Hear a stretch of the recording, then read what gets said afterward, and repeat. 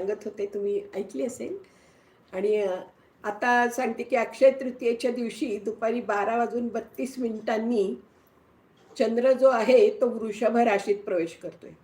मग त्यामुळे 3 राशींना तो म्हणजे लॉटरी लागल्यासारखं ते 2 दिवस त्यांना जाणार आहेत. अक्षय तृतीयेचा दिवस 20 तारखेचा आणि 19ची सकाळपर्यंत, म्हणजे असं 2.25 दिवस असे साधारण.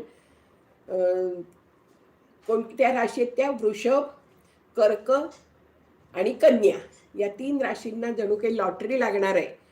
त्या तिन्ही राशींचं एकदम त्यांना भरपूर काहीतरी अक्षय असं काहीतरी मिळणार आहे.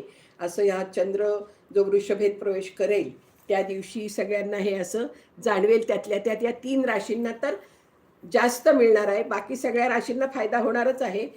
पण त्यातल्या त्यात जास्त वृषभ, नंतर कर्क आणि कन्या, या 3